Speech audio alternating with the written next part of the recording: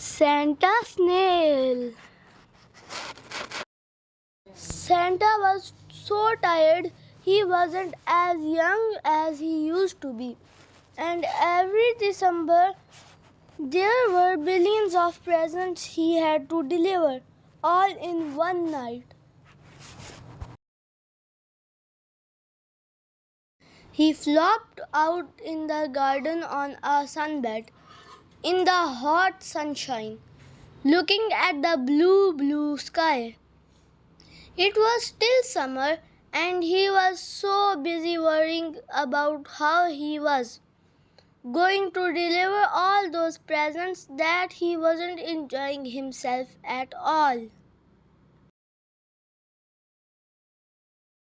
At that moment, a little snail happened to be gliding along the footpath near his door.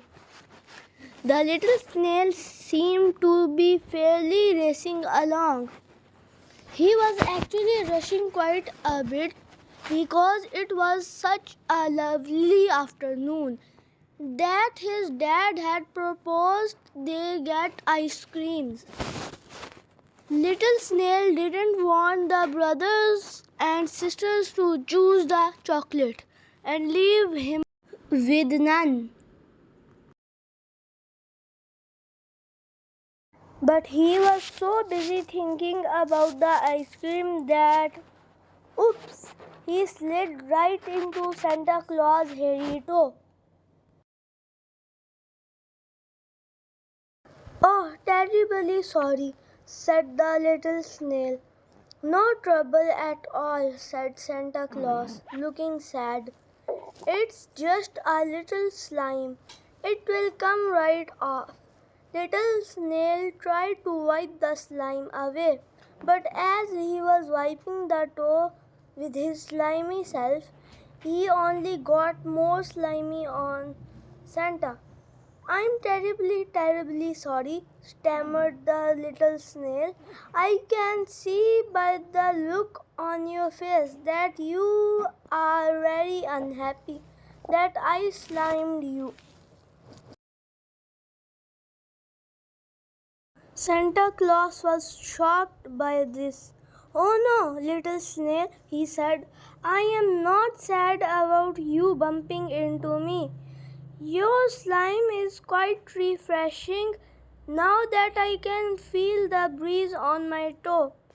Oh, thank goodness, said little snail, very much relieved. I am just sad because I have so much work to do on Christmas Eve, said Santa. And I am so tired, and I can't help worrying. What if I don't deliver the presents in time? What if I get to Christmas Eve and it's just all too much for me?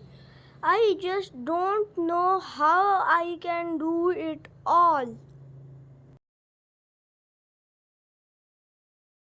Little Snail did not quite know what to say about this. But don't you always deliver the presents on Christmas Eve, and don't you always manage? Yes, mopped Santa.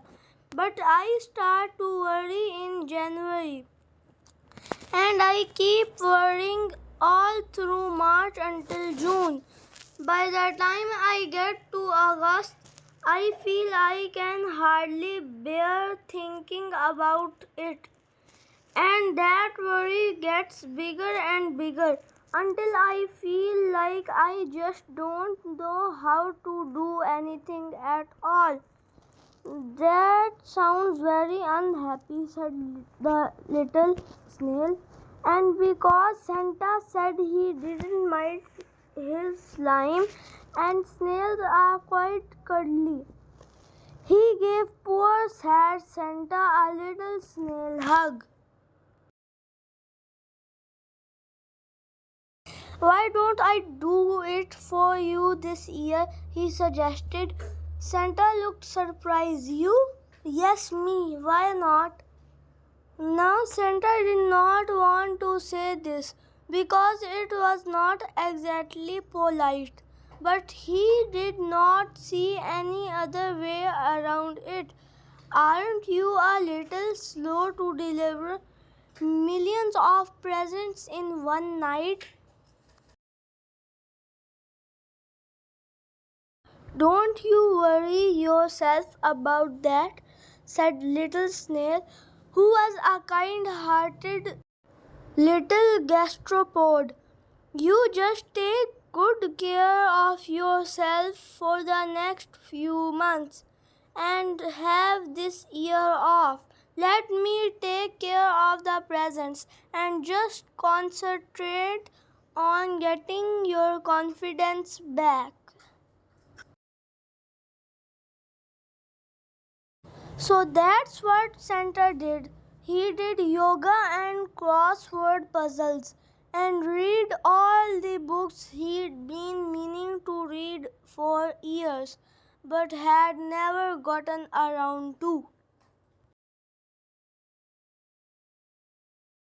And how do you think Little Snail planned to deliver all those millions of presents in one single night? He went home and he ate his ice cream so he would feel calm and ready for the big task ahead.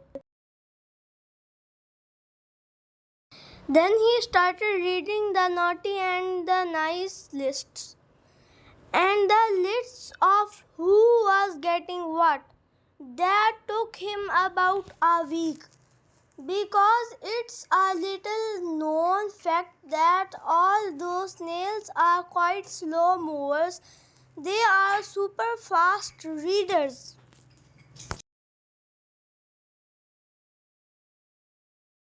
That meant it was still only September. He looked at his calendar.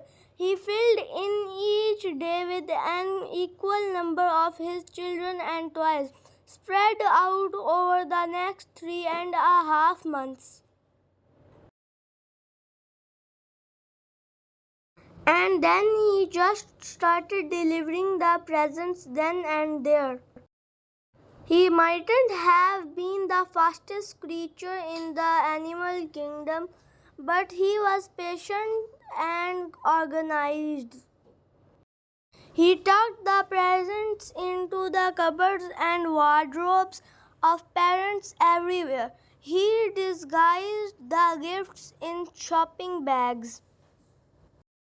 He attached a little note to each, asking the parents to wrap them the day before Christmas and pop them under the tree on Christmas Eve, after the children had all gone to sleep. Starting in September like this, by Christmas Eve, the only thing to do was fly around the evening skies, eating cookies and milk. This, he thought, Santa could do with him very well. So on Christmas Eve, Little Snail visited the North Pole. He pulled on the doorbell and Santa answered the door. All the presents are delivered, said Little Snail proudly. But how? Said Santa. He was quite astounded. It's only 4 p.m.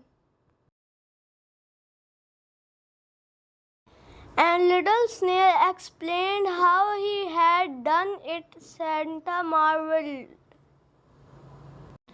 Organization, he said. You are quite the impressive little terrestrial mollusk.